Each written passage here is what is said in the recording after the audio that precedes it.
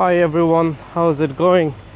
Well, this is my first attempt to make a video to connect with you and discuss technological advances that we are seeing around. I'm very excited about it, by the way, just brushing off the Monday blues, right? So, how are we going to do it? Well, the topic today is very exciting. It's the Internet of Things.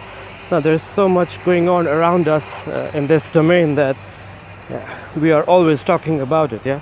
So how are we going to do it? Well, where I am right now, we're going to take a walk to my office, and along the way, let's see which devices, or let's say connected objects can we see around us, or objects that will be connected in the future, and see if they really make a sense to be connected to the Internet of Things. Yeah? Sounds like a plan? Well, let's get started. So, first up, and we don't really have to spend too much time in there, is what you see behind me is the traffic lights, yeah? There you see them.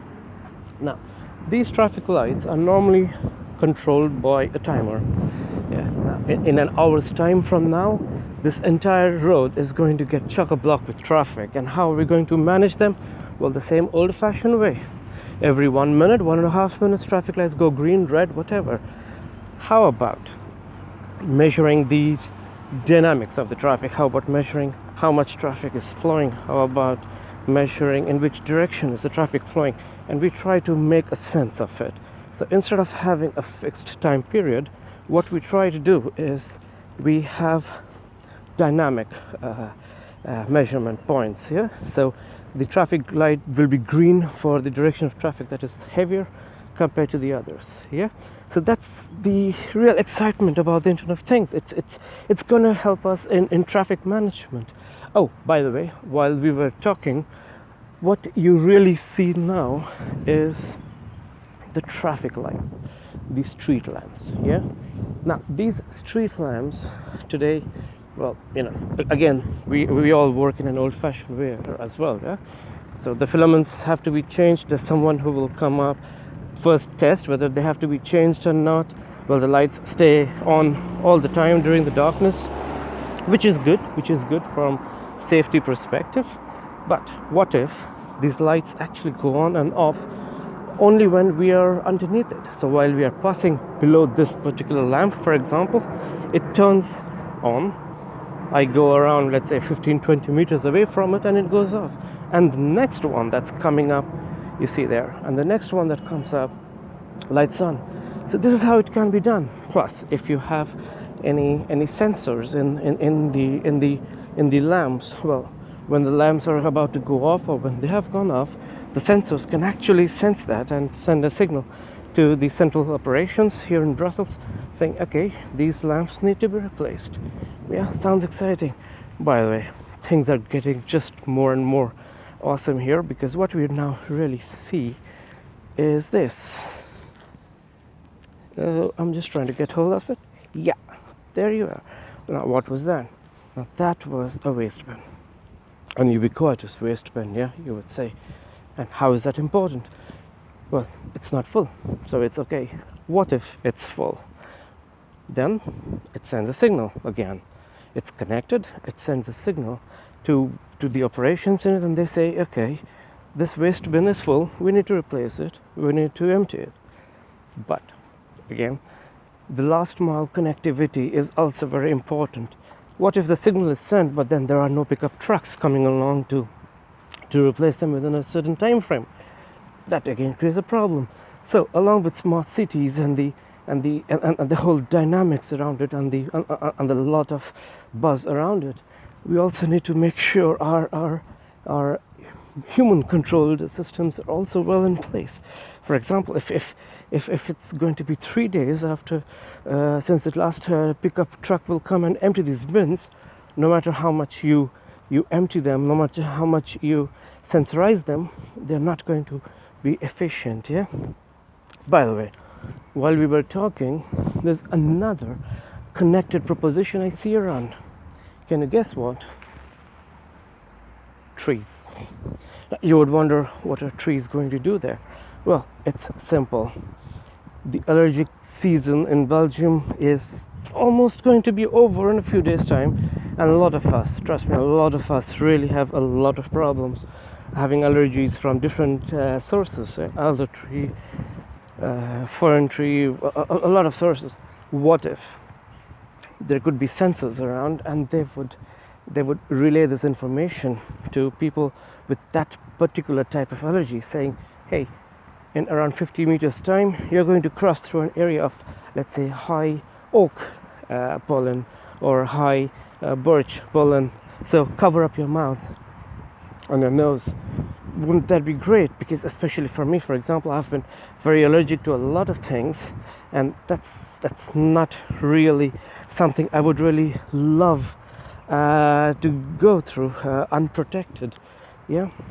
By the way, on my left now, you're going to see, well, the boundaries of a school wall, which again comes back to the question: can IoT help in education?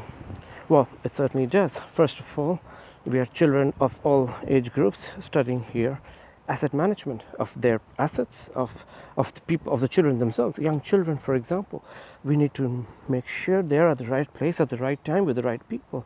How can we make sure of that? IoT can do that, isn't it?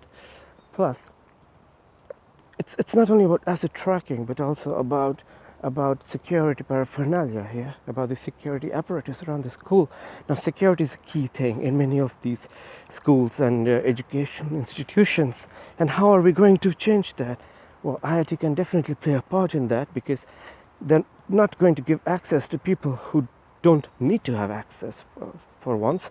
And secondly, it will also make sure, for example, the buses in which the children travel, so those buses can be controlled as well through connected means, yeah? And that's what is the beauty of IoT.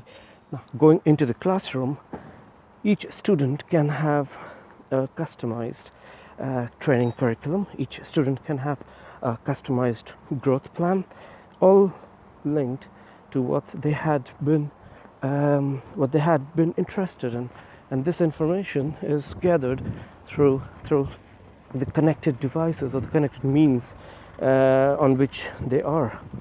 By the way, I'm a few blocks away from my office, and what you see around are a lot of cars. There you are, right?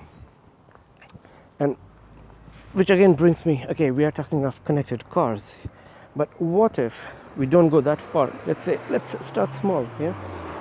These cars need to, so the parking discs in these cars need to be changed every 2 hours or every 2.5 or 3 hours. And I see a lot of my colleagues coming down every now and then to replace those discs or to change those discs, yeah? And it takes around, on an average, around 10 minutes. What if it can be a connected ecosystem where you don't really need to change the discs physically, yeah? They're all digital, and all you need to do is just park your car, and then there are sensors that detect the presence of the car, and your parking slots are automatically advertised to you, automatically published to you. So here you don't really have to worry about the traffic inspectors coming along and penalizing you for over parking. Yeah, won't that be great? Imagine if 50 people on an average spend 10 minutes roughly 3 times a day or 4 times a day to park, to change their discs. On a month, we are looking at somewhere around 550 man hours. That's a significant saving that we can have. Well, guys, it was really great talking to you today. I'm just in front of my office block, and I see a lot of people coming in at this time. Well, it's around 7:20, so you can see we are all quite motivated people, I must say.